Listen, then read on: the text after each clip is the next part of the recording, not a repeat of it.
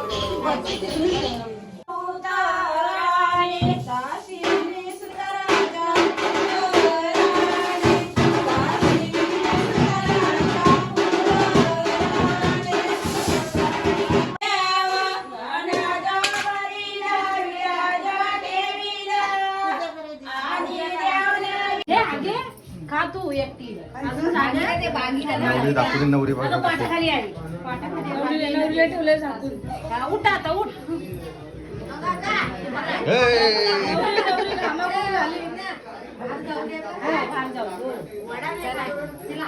नवरीला ह्याच्यामध्ये ठेवलं दाखवून आणि मग आम्हाला सगळ्यांना नावं घ्यायला सांगितली की हे तुझ्या हातून घ्यायचं होतं पण लाईट मला काही गेली होती नाव- पण आता गेली म्हणून मी लगेच चालू केलं.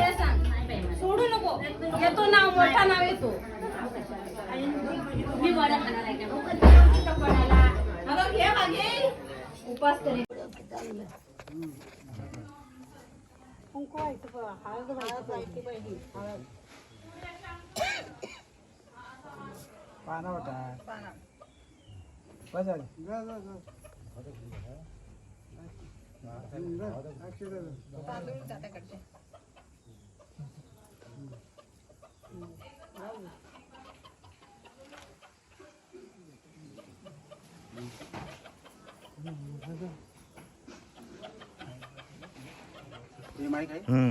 कशाला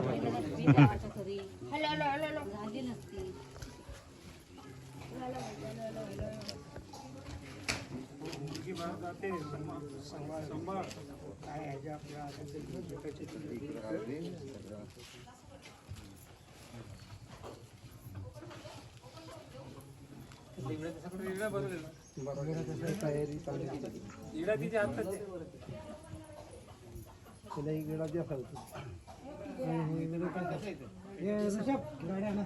आणली भरले सामान पण भरले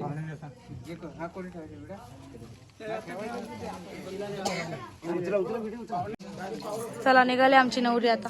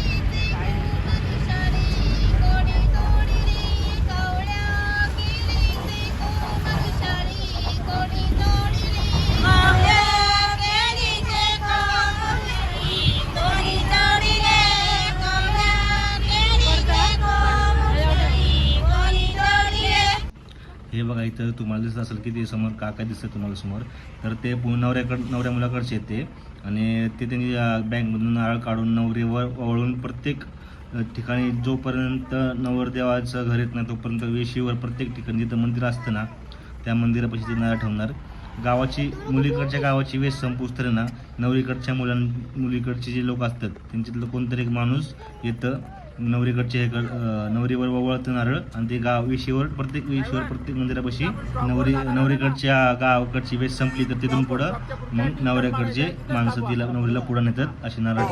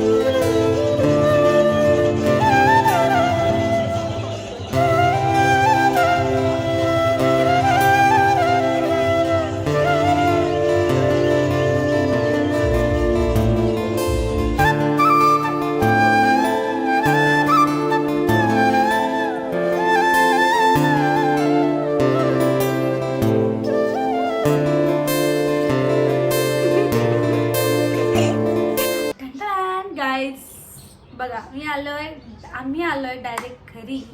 तर विषय काय झाला माहिती का, माझ्या बेस्टीचं तिथं लग्न लागत होतं आणि इकडे आम्ही घरी येण्यासाठी निघलो होतो. म्हणजे ना लिटरली तुम्हाला सांगते, तिकडे लग्न लागत होतं, म्हणजे लग्न लागलं होतं. मी जाऊन एकटी पटकन जेवले आणि प्रतीक नाही जेवला, कारण की त्याला उन्हामुळं म्हणजे उन्हाची सवय नाही ना, तर तिथे कंट्रोल होत नव्हतं. खूप प्रचंड ऊन होतं आणि तुम्हाला तर माहिती आहे असं उन्हाळ्यात लग्न वगैरे कंट्रोल नाही होत भाई, उन्हात थांबायला एवढा वेळ. आणि विषय असा होता की आम्ही लग्नाला तर गेलो होतो त्यांच्या फॅमिलीसोबत, आणि त्यांची फॅमिली आता सुट्ट्या आहेत म्हटल्यावरती नाही का, लग्नासाठी सुट्ट्या काढल्या होत्या प्रत्येकाने. तर प्रत्येक जण तिथं राहून फिरायला जाणार होते. म्हणजे त्यांचा असं प्लॅन होता की सगळे आपण फिरायला जाऊ, म्हणजे आम्ही पण जाणार होतो. पण आम्ही प्लॅनमध्येच कॅन्सल केला आणि आम्हाला एमर्जन्सी घरी यावं लागलं. आणि घरी काय यावं लागलं हे पण सांगते, कारण की प्रतीकला आणि मला गरमी सहन होत नव्हती. सिरियसली आम्हाला उन्हाळ्याचं तुम्ही काय पण सांगत, त्याला पण आणि मला पण, आम्हाला अजिबात ऊन सहन होत नाही, गरमी सहन होत नाही. त्याच्यामध्ये एवढी साडी घातली होती. परत असं वाटत होतं की अरे आता 2 दिवस राहिलं, ती तर जाणार नवऱ्याच्या घरी, म्हणजे माझी बेस्टी तर नवऱ्याच्या घरी जाणार. आणि म्हणलं आता ती पण गेली तर मला पण नाही करमणार नाही का. तिकड्यांनी मी डिसाईड केलं फायनल निघायचं. आणि आम्ही रिझर्वेशन पण नव्हतं केलं ट्रॅव्हल्सचं. आणि तिथं कसं आहे माहिती का, आम्हाला पण माहीत नव्हतं की नाही का रिझर्वेशन करायला लागतं. बापरे, आम्ही कोणत्या बस स्टॉपला गेलो आपण, हां आम्ही चिपळूणच्या बस स्टॉपला गेलो होतो. आणि तिथं गेल्यावरती आम्हाला कळलं की पुण्याला जायला रिझर्वेशन करायला लागतं. आणि सगळ्या गाड्या फुल होत्या पुण्याच्या. 2 मिनिटं आम्ही शॉक झालो की आता काय करायचं. आता कार्यालय म्हणजे त्यांच्या म्हणजे माझ्या बेस्टीच्या हजबंडच्या घराच्या तिथून, म्हणजे त्यांच्या दारातच लग्न होतं ना, मग तिथून तर आम्ही निघलो होतो. आणि चिपळूणला पोहोचून आम्हाला कळलं की गाड्याच नाही आहेत, सगळ्या रिझर्वेशन झाल्या होत्या आणि सगळ्या फुल होत्या. आता डायरेक्ट नेक्स्ट डेला गाडी होती. मग असं प्लॅन आला होता की नाही का, हा ठीक आहे इथंच एका हॉटेलवरती राहावं. पण मी म्हटलं नको, आता इथून सातारा जवळ आहे नाही का, चिपळूणवरनं सातारा जवळ आहे. आणि साताऱ्याला माझी बहिणीला दिले, त्याच्यामुळे मला तिथलं सगळं माहिती आहे. तर मग आम्ही आलो 3 गाड्या बदलून. लिटरली आम्ही बसने आलो, म्हणजे एसटी असती ना, एसटीच्या बसने आलो आम्ही, कारण आम्हाला ट्रॅव्हल्स भेटल्याच नाही आणि त्या सगळ्या रिझर्वेशनच्या होत्या. त्याच्यामुळे एमर्जन्सी आलो आम्ही एस टीने. आणि एस टीमध्ये मला आणि प्रतीकला आम्हाला दोघांना पण होतो त्रास, म्हणून बरं झालं की एका ह्याच्याने की प्रतीक तिथं लग्नात जेवला नाही म्हणून. मी तर जेवले होते बाबा, पण मला असं वाटत होतं की झालं आता एस टीने जायचं म्हटल्यावरती आता गेलं उलटी होणार 100% असं मला वाटत होतं. मग आम्ही काय केलं, चिपळूणवरनं एक बस पकडली, ती उमराजची ना पाटणची बस पकडली. पाटणला गेलो, पाटणवरनं उमरजला गेलो आणि उमरजवरनं वरती हायवेला आलो. हायवेवरनं सारख्या गाड्या असतात. मग हायवेला कर्नाटकवरनं एक बस आली होती आणि मग त्या बसमध्ये बसलो. मग डायरेक्ट पुण्याला आलो. म्हणजे ना आम्ही तिथं हायवेला 1 तास थांबलो होतो गाडीसाठी. तुम्हाला विश्वास नाही होणार, पण आम्ही उन्हातानाचं तिथं थांबलो हायवेला 1 तास, अर्धा 1 तास झाला असेल. आता मला एवढं पण नाही माहिती परफेक्ट की किती वेळ झाला असेल.